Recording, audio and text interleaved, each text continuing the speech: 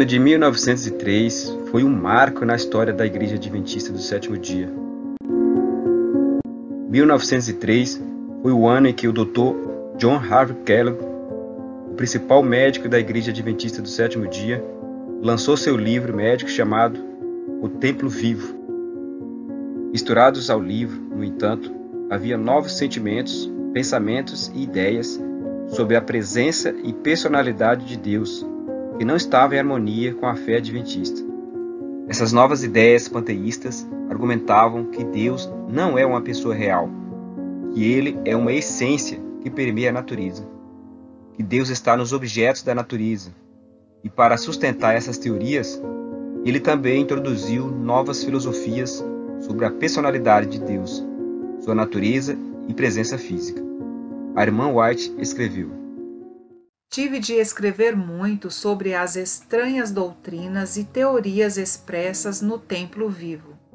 Se essas teorias fossem aceitas por nosso povo, os sólidos pilares de nossa fé e as verdades que tornaram os adventistas do sétimo dia o que são, seriam destruídos.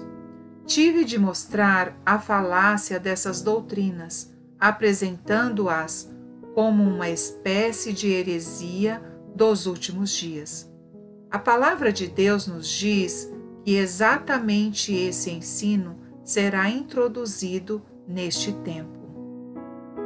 Quando a irmã White escreveu sobre os sólidos pilares de nossa fé e as verdades que tornaram os adventistas do sétimo dia o que são, ela está afirmando que esses sólidos pilares de nossa fé não são uma lista de verdades mal definidas ou sem sentido. Esses pilares de nossa fé são os princípios fundamentais publicados pela primeira vez em 1872 e novamente em 1889. Esses princípios fundamentais definiam o entendimento das Escrituras que os adventistas do sétimo dia mantinham, e por esse motivo são chamados de as verdades que tornaram os adventistas do sétimo dia o que são. E ela advertiu que esses princípios fundamentais que fizeram dos adventistas do sétimo dia o que são, seriam destruídos pelas falsas teorias contidas no livro do Dr. Kellogg, O Templo Vivo. Ela escreve novamente: Fui instruída pelo mensageiro celestial que alguns dos raciocínios do livro Templo Vivo são incorretos e que esse raciocínio desviaria as mentes daqueles que não estão completamente estabelecidos nos princípios fundamentais da verdade presente.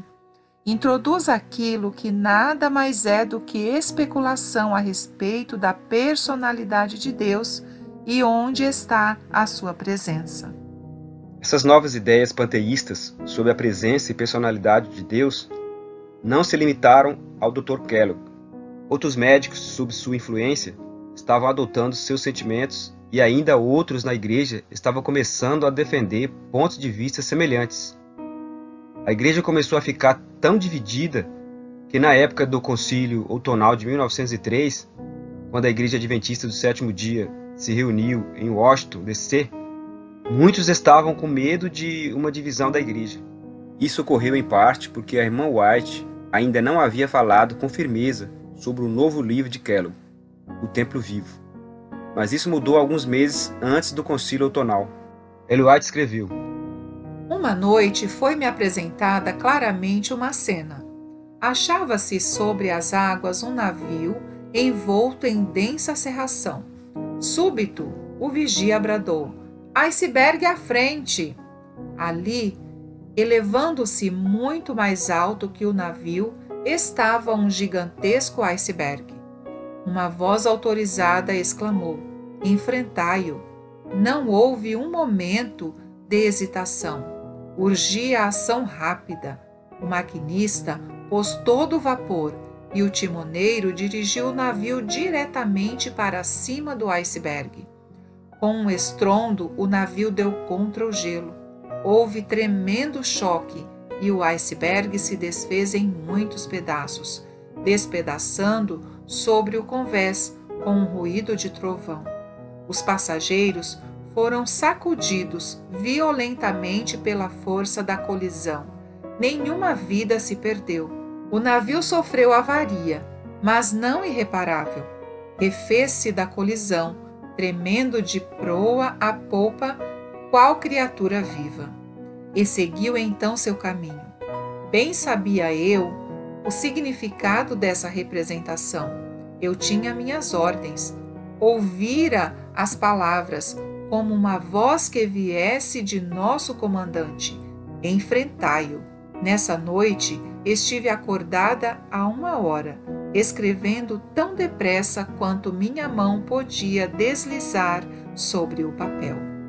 A cena que foi apresentada em visão à irmã White foi a crise que a Igreja Adventista do Sétimo Dia estava enfrentando no Concílio Outonal de 1903. A ordem que ela recebeu de Deus foi: enfrentai-o. E isso ela começou imediatamente, escrevendo cartas de advertências à 1 hora da manhã, escrevendo tão depressa quanto minha mão podia deslizar sobre o papel.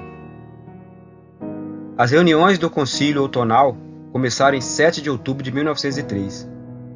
Arthur L. White, neto de L. White, escreveu: nos primeiros dias do concílio, o Dr. E. J. Wagner, o ancião A. T. Jones e o Dr. David Paulsen chegaram a Washington. O Dr. Kellogg veio na manhã de sábado, 17 de outubro.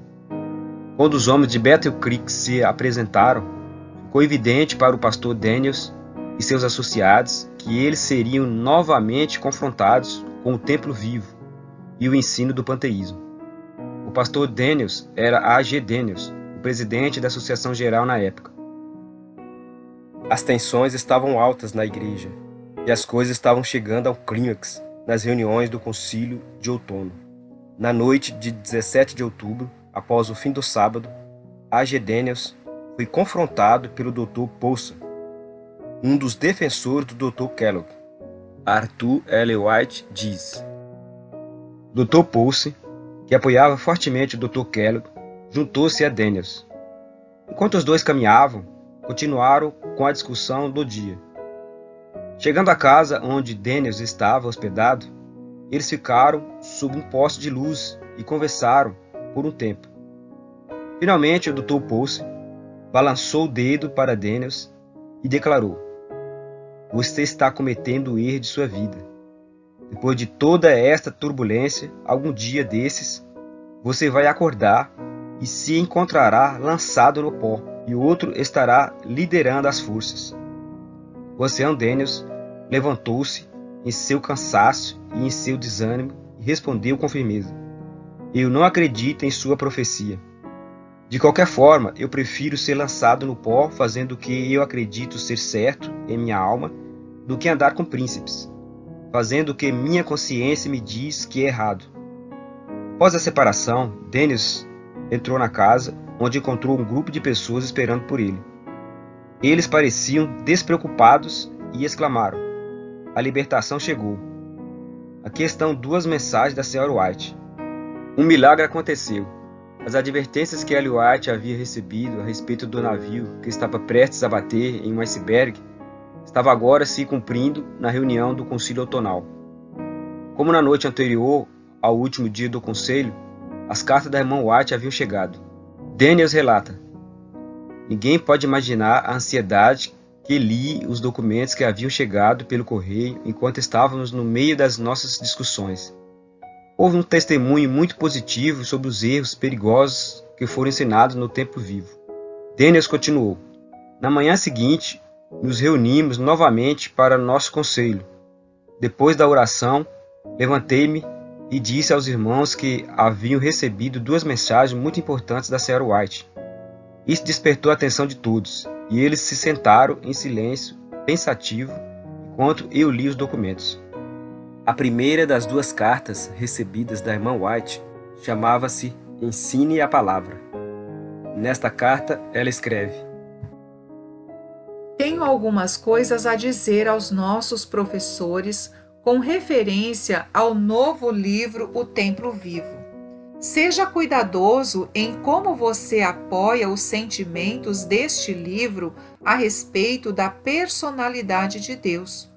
Como o Senhor apresenta os assuntos para mim, estes sentimentos não têm a aprovação de Deus. Eles são uma armadilha que o inimigo preparou para estes últimos dias. Achei que isso certamente seria percebido e que não seria necessário dizer nada a respeito.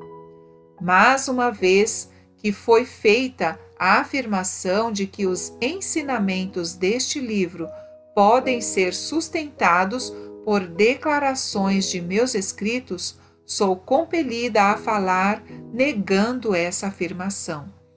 Pode haver neste livro expressões e sentimentos que estão em harmonia com meus escritos, e pode haver em meus escritos muitas declarações que, quando tiradas do seu contexto e interpretadas de acordo com a mente do escritor de O Templo Vivo, pareçam estar em harmonia com os ensinamentos deste livro. Isso pode dar suporte aparente à afirmação de que os sentimentos em O Templo Vivo estão em harmonia com meus escritos. Mas que Deus não permita que esta opinião prevaleça. Não precisamos do misticismo que está neste livro. Os que acolhem esses sofismas logo se verão em uma posição em que o inimigo poderá falar com eles e afastá-los de Deus. É representado para mim que o escritor deste livro está em um caminho falso. Ele perdeu de vista as verdades distintas para este tempo.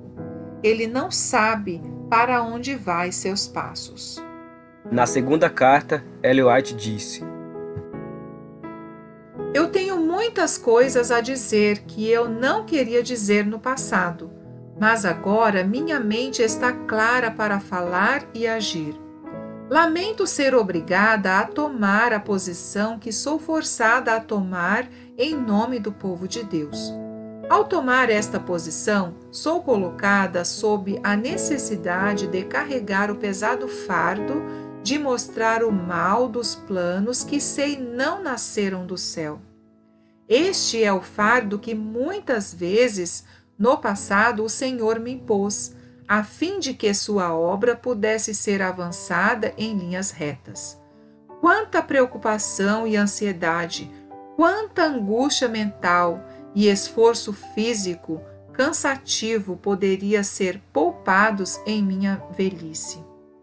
Mas ainda tenho a necessidade de ir para a batalha e de cumprir, na presença de assembleias importantes, o dever que o Senhor colocou sobre mim, o dever de corrigir o curso errado dos homens que professam ser cristãos, mas que estão fazendo uma obra que terá de ser feita com grande prejuízo, tanto financeiramente como com abalo da confiança do povo. Enquanto essas palavras eram lidas na presença da Assembleia, todos reconheceram que uma voz divina estava falando a eles por meio das cartas da mensageira inspirada. De maneira inconfundível, Ellen White escreveu condenando fortemente a conduta do Dr. Kellogg, seu livro e suas ideias. Por fim, a mensageira de Deus tinha falado sobre a crise e foi considerado como a voz de Deus para os adventistas do sétimo dia no concílio. O ancião Daniels, contando a experiência da leitura das cartas de domingo de manhã a todos os participantes do concílio, disse: seria impossível encontrar uma linguagem para declarar tão clara e vigorosamente quanto eu gostaria todos os fatos relacionados à recepção, à apresentação e influência desses testemunhos e de outros recebidos durante aquele concílio. Nunca tinha visto evidências tão marcantes da liderança de um ser onisciente como em relação a essas experiências.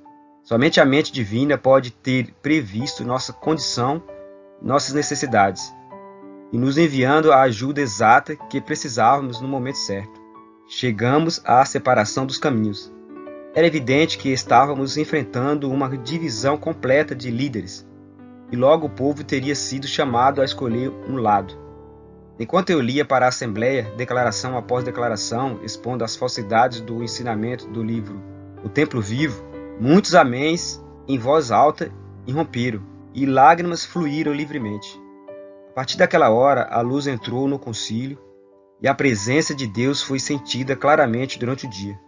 Quando terminei a leitura, os irmãos imediatamente começaram a expressar sua gratidão a Deus por essa voz clara que nos falara. Essas mensagens apontavam com tanta precisão a situação que todos os que falavam eram obrigados a dizer que era a voz de Deus falando conosco. Antes do encerramento do concílio, o autor do livro declarou que o retiraria do mercado. Muitos adventistas já leram ou ouviram sobre o sonho da irmã White a respeito do navio, representando a igreja prestes a bater em um iceberg. Mas poucos percebem que esta reunião do concílio outonal de 1903, onde as visões panteístas de Kellogg sobre a presença e personalidade de Deus estavam prestes a dividir a liderança da igreja. Era aquele iceberg. Mas Deus falou inequivocamente por meio da irmã White e salvou a igreja de uma divisão. Agora sabemos que o Dr. Kellogg havia chegado no dia anterior e, sem dúvida, estava presente na última manhã do concílio quando estas cartas foram lidas. E nem ele, nem qualquer outra pessoa esperava ouvir essas mensagens da irmã White. Então, estas cartas foram uma surpresa. Imagine como o Dr. Kellogg, um dos homens mais respeitados do adventismo do sétimo dia, se sentiu sentado entre os líderes da igreja, ouvindo essas mensagens da irmã White sendo lidas pelo presidente da Associação Geral perante todos os seus irmãos, condenando suas ideias e seu novo livro. Que experiência humilhante deve ter sido para o Dr. Kellogg.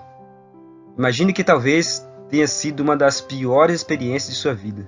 Sem dúvida, o orgulho do Dr. Kellogg foi profundamente ferido depois de ser tão fortemente repreendido pela mensageira do Senhor que estava vivo. Sendo o homem orgulhoso que era, ele teve que salvar sua reputação e defender a si mesmo e suas ideias. E apenas 7 dias após a conferência, em 29 de outubro, ele encontrou uma maneira de fazer isso e compartilhou sua nova visão com A.G. Daniels. A.G. Daniels, então, relatou o que Kellogg havia lhe contado em uma carta para William C. White, datada do dia 29 de outubro de 1903. Daniels escreve sobre essa carta de Kellogg e diz o seguinte: ele então afirmou que suas visões anteriores sobre a Trindade o impediram de fazer uma declaração clara e absolutamente correta, mas que em pouco tempo ele passou a acreditar na Trindade e agora podia ver claramente onde estava toda a dificuldade, e acreditava que poderia esclarecer o assunto de forma satisfatória. Ele me disse que agora cria em Deus Pai, Deus Filho e Deus Espírito Santo. E sua visão era que Deus, o Espírito Santo, e não Deus Pai, que preenchia todo o espaço e todas as coisas vivas. Ele disse que se tivesse acreditado nisso antes de escrever o livro, ele poderia ter expressado seus pontos de vista sem dar a impressão errada que o livro agora dá. Dr. Kellogg argumentou que sua posição foi mal compreendida e que, ao adotar a doutrina da Trindade, ele poderia esclarecer o assunto de forma satisfatória. A grande maioria dos adventistas do sétimo dia não tem ideia de que o Dr. Kellogg se tornou um trinitariano, e poucos ainda têm qualquer conhecimento do fato de que Ellen White respondeu diretamente à confissão do Dr. Kellogg sobre a Trindade. Muitos adventistas do sétimo dia, estudando o assunto da Trindade, certamente pensaram que se ao menos Ellen White tivesse escrito sobre a Trindade ou dado algum conselho sobre ela, certamente isso esclareceria o assunto. Bem, ela deu, e é por isso que quero trazer a resposta dela à luz. Sua resposta às vezes é perdida, porque, ao abordar a crença de Kellogg na Trindade diretamente, ela nunca usa a palavra Trindade. No entanto, sua resposta é concisa, clara e precisa. Essa carta de A.G. Daniels para William White sobre a crença de Kellogg na Trindade foi datada do dia 29 de outubro. E poucos dias depois, em 4 de novembro, William White respondeu dizendo: a mãe e eu acabamos de ler sua carta, de 29 de outubro. Depois de conversar sobre o tempo vivo e os planos do Dr. Kellogg para revisar o livro, William White escreve sobre sua mãe: eu acho que ela vai escrever para você em breve, expressando suas opiniões sobre isso. Ele acrescentou novamente no final de sua carta: eu acredito que será necessário enviar um testemunho especial em breve, e este deve conter uma declaração muito completa e clara sobre o lado certo desta questão, bem como artigos apontando os erros no ensino daqueles que afastaram da verdade por meio de teorias fascinantes e enganosas. Em sua resposta, William White está se referindo ao Dr. Kellogg quando ele falou sobre aqueles que se afastaram da verdade. E com o conhecimento completo da crença do Dr. Kellogg na doutrina da Trindade, William White a classificou entre as teorias fascinantes e enganosas. Guarde bem isso.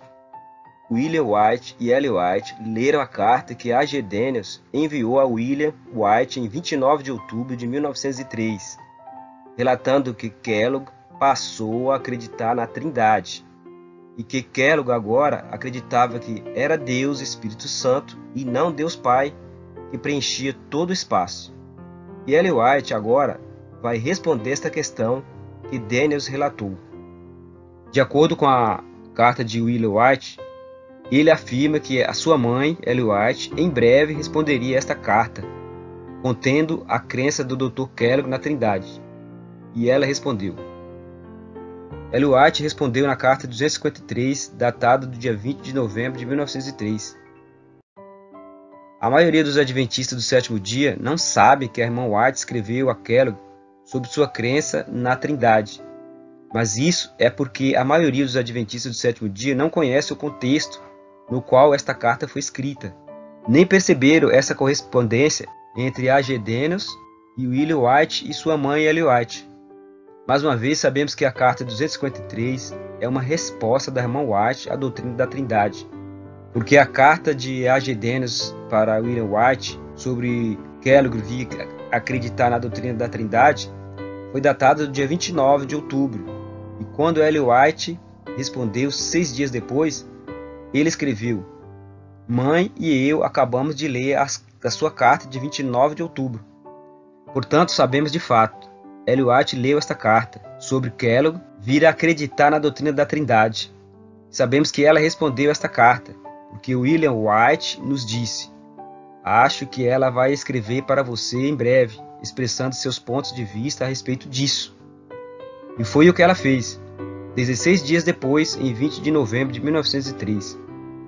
Ellen White respondeu diretamente ao Dr. Kellogg com as seguintes palavras: Querido irmão, devo dizer-lhe que suas ideias a respeito de algumas coisas estão decididamente erradas. Agora, vamos parar aqui por um momento, porque muitos teólogos adventistas argumentam que Ellen White se tornou trinitariana em 1898, quando escreveu o livro Desejado de Todas as Nações. O Woodrow Wilson, um teólogo adventista do sétimo dia e um dos autores do livro A Trindade, por exemplo, escreveu: No final da década de 1880, Ellen White era inequivocamente trinitariana na expressão de suas convicções a respeito da plena divindade de Cristo.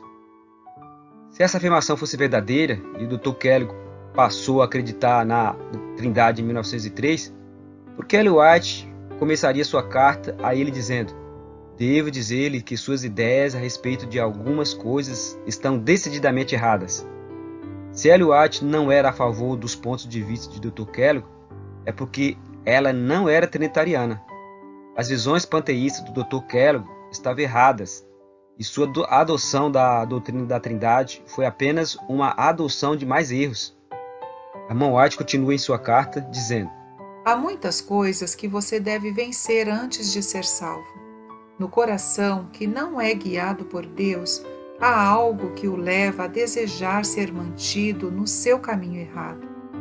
Com estas palavras, a irmã White está nos dizendo que o homem que estava à frente da obra médica na Igreja Adventista do Sétimo Dia não estava salvo em 1903. Ele era um homem não convertido e seu coração não estava sendo guiado por Deus. Isso mostra que não devemos dar crédito na crença do Dr. Kellogg sobre Deus Pai, Deus Filho e Deus Espírito Santo, sua nova crença na doutrina da Trindade. E isso deveria deixar os trinitarianos adventistas preocupados em seguir esta crença do Dr. Kellogg. A irmã White acrescenta: Eu não ousaria falar de Deus como você falou dele, Eu fui instruída a dizer que não há nada na palavra de Deus para substanciar suas teorias espiritualistas. Você não vai renunciar a essas teorias de uma vez? Nelas, sua mente tem estado por muito tempo, mas elas não exerceram nenhuma influência santificadora, refinadora e enobrecedora em sua vida. O Senhor não tem interesse nessas teorias, e Ele não queria que seu povo as sustentassem ou propagassem. Essas reprovações deixam claro que a adoção da doutrina da Trindade pelo Dr. Kellogg e a tentativa de usá-la para explicar a presença e personalidade de Deus não tiveram a aprovação de Deus. Lembre-se de que sua visão panteísta anterior era de que Deus estava na natureza, nas rochas, árvores, mas sua nova visão trinitariana era que Deus, o Espírito Santo, e não Deus Pai, que preenchia todo o espaço e todas as coisas vivas. Mas a irmã White diz que essas visões espiritualistas não exerceram nenhuma influência santificadora, refinadora e enobrecedora em sua vida, e que o Senhor não tem interesse nessas teorias, e Ele não queria que seu povo as sustentassem ou as propagassem. No entanto, os adventistas do sétimo dia não apenas estão sustentando, mas eles mantêm esses ensinamentos trinitarianos no topo das suas crenças fundamentais, e fizeram da crença nesse Deus da Trindade uma condição para ser membro da igreja. Lembre-se, foi em resposta por ser repreendido pela Sra. White no Concílio do Outono através de suas cartas que Kellogg lutou para salvar sua reputação, suas ideias e seu livro. No Templo Vivo, ele apresentou a ideia de que Deus estava na natureza e nas árvores. Então, na tentativa de salvar sua reputação, ele abraçou a filosofia trinitariana de que Deus era três pessoas, e que era Deus Espírito Santo e não Deus o Pai, que preenchia todo o espaço e todas as coisas vivas. Essa aceitação da doutrina da Trindade, por parte do Dr. Kellogg, era para supostamente consertar ou corrigir os problemas com o Templo Vivo. Mas isso não foi suficiente. Ellen White escreveu no parágrafo 28 da carta 253. Teorias de retalhos não podem ser aceitas por aqueles que são leais à fé e aos princípios que resistiram a toda a oposição de influências satânicas. Quando ela falou de teorias de retalhos, ela estava se referindo diretamente à aceitação de Kellogg da doutrina da Trindade. E ainda assim, ela falou desta teoria trinitariana usada por Kellogg para consertar o problema com o Templo Vivo como uma influência satânica. Por isso que ela usou a expressão teorias de retalhos. Portanto, aqui temos na carta 253 a irmã White respondendo não apenas às ideias panteístas de Kellogg, mas também aos seus ensinos trinitarianos, que ele acreditava que poderia consertar todos os problemas com o Templo Vivo. Mesmo assim, a irmã White ainda disse que essa teoria de retalhos estava em oposição aos princípios, que eram os princípios fundamentais que tornavam os adventistas do sétimo dia o que são. A irmã White sabia que o efeito do panteísmo e essa teoria trinitária de retalhos minaria os princípios fundamentais sobre os quais os adventistas do sétimo dia foi estabelecido, como ela escreveu na carta 253 a Dr. Kellogg. Como povo, devemos permanecer firmes na plataforma que resistiu a testes e provações. Devemos nos apegar aos pilares seguros de nossa fé. Os princípios da verdade que Deus nos revelou são nosso único fundamento. Eles nos fizeram o que somos. Essas novas e fantasiosas teorias são fascinantes e enganosas. E longe de ser uma distração sutil e sem importância, ela diz sobre essas teorias: eles põem em perigo os interesses eternos da alma. Ela continuou seu apelo ao Dr. Kellogg. Rogo-lhe que se volte para o Senhor com todo o coração, antes que seja tarde demais. Separe-se das influências que o separaram de seus irmãos, que estão engajados no ministério do Evangelho e do povo a quem Deus está liderando. Teorias de retalhos não podem ser aceitas por aqueles que são leais à fé e aos princípios que resistiram a toda a oposição das influências satânicas. A irmã White continua.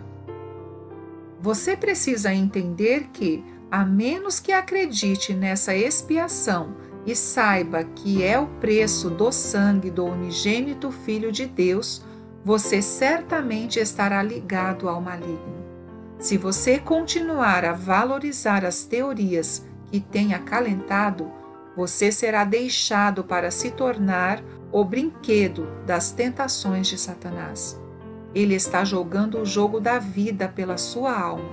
Permaneça um pouco mais ligado a ele e tenha a certeza de que perderá sua alma. Que teoria Kellogg estava acalentando no momento? Lembre-se, foi em outubro de 1903 que o Dr. Kellogg professou acreditar na Trindade, dizendo ao presidente da Associação Geral, A.G. Daniels, que em pouco tempo ele passou a acreditar na Trindade. E foi apenas uma semana depois que Kellogg passou a acreditar na Trindade que a irmã White advertiu a ele e a todos que acreditam como ele que, se você continuar a valorizar as teorias que tem acalentado, você será deixado para se tornar o brinquedo das tentações de Satanás. Ele está jogando o jogo da vida pela sua alma. Permaneça um pouco mais ligado a ele e tenha certeza que perderá sua alma. Entre as teorias que Kellogg nutria naquela época, estava a doutrina da Trindade que ele havia abraçado semanas antes e a qual Ellen White estava respondendo diretamente. Hoje, uma das afirmações mais comuns dos trinitarianos é que não tem nenhum problema não acreditar que Jesus é o Filho de Deus. Não é uma questão de salvação, eles dizem. Mas são essas afirmações que Satanás usa como seus brinquedos. Quando a irmã White escreveu: você precisa entender que, a menos que acredite nessa expiação e saiba que é o preço do sangue do único Filho gerado de Deus, você certamente estará ligado ao maligno. Isso é absolutamente verdade, pois as Escrituras confirmam a importância de crer que Jesus é o Filho de Deus, dizendo o seguinte: quem é aquele que vence o mundo, senão aquele que crê que Jesus é o Filho de Deus? 1 João 5,5. Os trinitarianos não podem ter esta fé que vence o mundo, pois se Cristo nunca teve um princípio, ele não pode realmente ser um filho. E se não for um filho, certamente ele não é o Filho unigênito. E com um raciocínio como este, a fé que vence o mundo é suplantada por interpretações espiritualistas que são a raiz central e o pilar da doutrina do anticristo. A Igreja Católica Romana afirma no Catecismo Católico o seguinte: o mistério da Santíssima Trindade é o mistério central da fé cristã. E no manual para os católicos de hoje lemos: o mistério da Trindade é a doutrina central da fé católica. Nele estão baseados todos os outros ensinamentos da Igreja. Manual para católicos de hoje, página 11. Há entre os ministérios adventistas aqueles que falam zelosamente contra as doutrinas de Roma, enquanto eles próprios abraçam o mistério central do romanismo e ensinam que o Deus do anticristo é o Deus das três mensagens angélicas. Embora sinceros, não deixa de ser uma blasfêmia. Agora, a irmã White sabia que um dos ensinos da Trindade é que Cristo só tornou Filho de Deus na encarnação, porque ela abordou este ponto em sua carta ao Dr. Kellogg, quando ela disse: nossa redenção foi concretizada, não pelo Filho de Deus permanecer no céu, mas pelo Filho de Deus se encarnar, tomando a humanidade sobre ele e vindo a este mundo. Assim, a vida eterna foi trazida a nós. Aquilo que a autoridade, os mandamentos e as promessas não podiam fazer, Deus o fez, vindo a este mundo em semelhança de carne pecaminosa. Ao escrever que nossa redenção foi concretizada não pelo Filho de Deus permanecer no céu, ela estava mostrando que Cristo era o Filho de Deus enquanto estava no céu. Pelas palavras "e vindo a este mundo", ela mostra que Cristo era realmente o Filho de Deus no céu, antes de sua vinda a este mundo. Ela escreveu na carta 303 a Kellogg: quando Cristo anunciou às hostes celestes a sua missão e obra no mundo, Declarou que deixaria sua posição de dignidade e encobriria sua santa missão, assumindo a semelhança de homem, quando na realidade era o Filho do Deus infinito. Cristo não se tornou Filho de Deus vindo ao nosso mundo. Ele era o Filho de Deus antes da criação do mundo. E o Filho de Deus foi então enviado ao nosso mundo, exatamente como as Escrituras testificam. Nisto se manifestou o amor de Deus para conosco, que Deus enviou o seu Filho unigênito ao mundo, para que por ele vivamos. 1 João 4,9. E os discípulos e Marta afirmaram esse entendimento quando disseram: E vimos e testemunhamos que o Pai enviou seu Filho para ser o Salvador do mundo. 1 João 4,14. Eu creio que tu és o Cristo, o Filho de Deus, que deveria vir ao mundo. João 11:27. No entanto, hoje a Igreja Adventista do Sétimo Dia rejeita inteiramente a filiação pré-existente de Cristo, pois eles dizem que dizer que Jesus é o Filho literal de Deus é uma rejeição de sua divindade. Portanto, não foi por acaso que a irmã White falou da filiação pré-existente de Cristo, chamando-o de o Filho de Deus, enquanto ele estava no céu. E é por isso que essas declarações estão nesta carta, mostrando as ideias e princípios errôneos que eram a base para a crença do Dr. Kellogg na Trindade, e que hoje ainda é o raciocínio dos trinitarianos adventistas. Continuando a carta ao Dr. Kellogg, ela disse: Meu irmão, devo dizer-te que tens pouca noção de onde seus pés estão te levando. Você tem se unido aos que pertencem ao exército do grande apóstata. Sua mente está tão escura quanto o Egito. Se você cair na rocha e for quebrado, Cristo o aceitará. Mas você tem estado no terreno do inimigo, fazendo o seu trabalho. O mundo religioso está percorrendo rapidamente o mesmo caminho que você tem seguido. Se continuar a seguir este caminho, terá muita companhia. Mas qual será o fim? Quando a irmã White escreveu a Kellogg que sua mente está tão escura quanto o Egito e que ele tem estado no terreno do inimigo, é óbvio que ela não está apoiando as visões trinitarianas recentemente adotadas por Kellogg, mas condenando fortemente essas ideias. Mas ao mesmo tempo, ela avisou ao Dr. Kellogg que ele encontraria muita gente lhe fazendo companhia, pois o mundo religioso está percorrendo rapidamente o mesmo caminho que você tem seguido, ensinando a Trindade. Hoje, o Conselho Mundial das Igrejas, a fé católica romana e as religiões protestantes igualmente professam a mesma fé na Trindade. Rick Warren, pastor evangélico batista, disse: os pentecostais, carismáticos, evangélicos, fundamentalistas, católicos, metodistas, batistas, presbiterianos e assim por diante, bem, todos eles dizem: acreditamos na Trindade, acreditamos na Bíblia, acreditamos na ressurreição, nós acreditamos que a salvação é através de Jesus Cristo, nós acreditamos na Trindade. Essas são as grandes questões.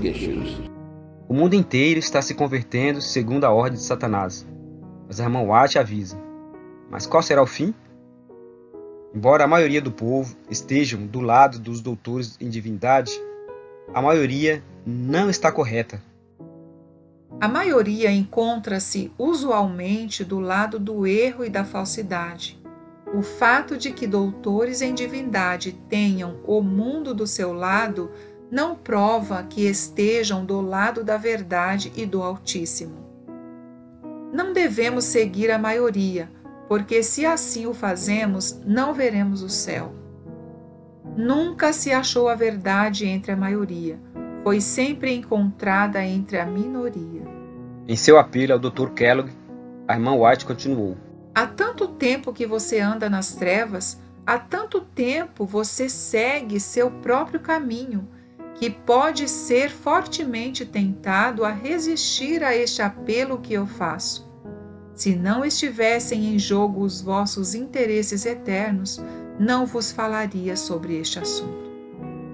A irmã White sabia qual era o caminho que Kellogg estava andando, e que estava em jogo os seus interesses eternos.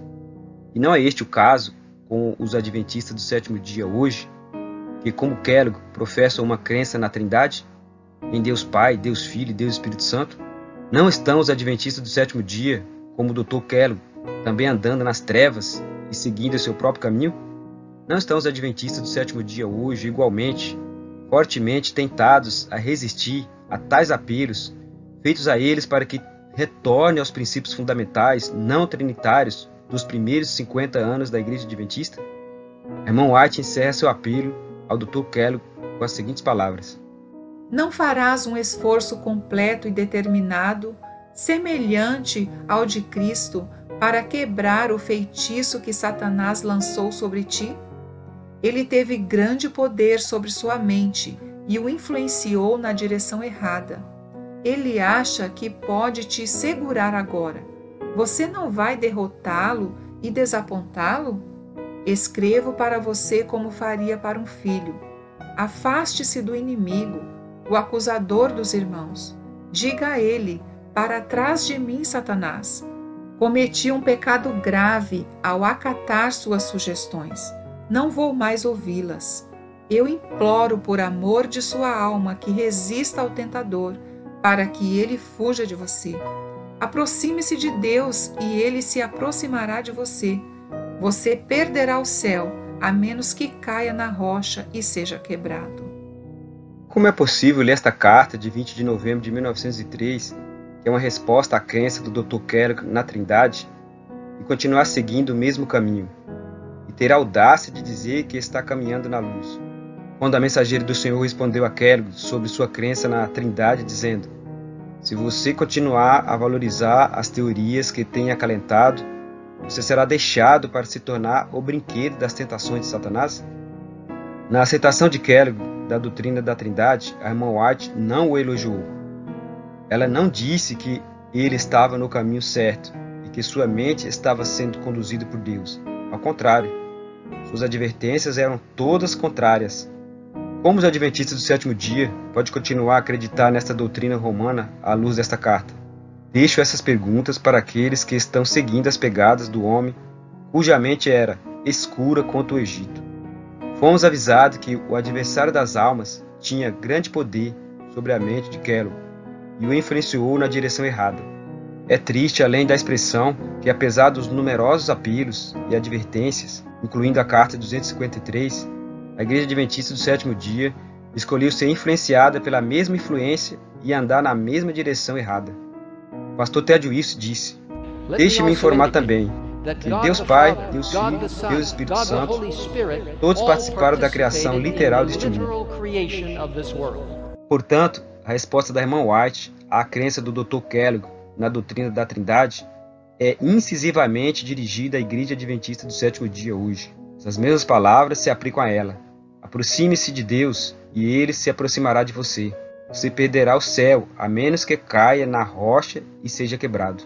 Carta 253, 1903, Ellen White. Em 1905, Ellen White escreveu outro documento chamado Testemunhos Especiais, Série B, número 7. Neste documento, nas páginas 61 a 63, ela condena a crença do Dr. Kellogg na Trindade em termos tão fortes e claros que ninguém pode ser enganado. Ela chamou essa crença do Dr. Kellogg de espiritualista, insignificante, imperfeita e falsa. As profundezas de Satanás, Apocalipse 2:24, e rastro da serpente, e que os que aceitassem esses ensinamentos de Kellogg estariam dando ouvidos a espíritos enganadores e doutrinas de demônios, e se afastando da fé que os adventistas haviam considerado sagrada durante os últimos 50 anos. Josafá pôs em pé e disse: ouve-me, ó Judá, e vós, moradores de Jerusalém, crede no Senhor vosso Deus e estareis seguros. Crede nos seus profetas e prosperareis.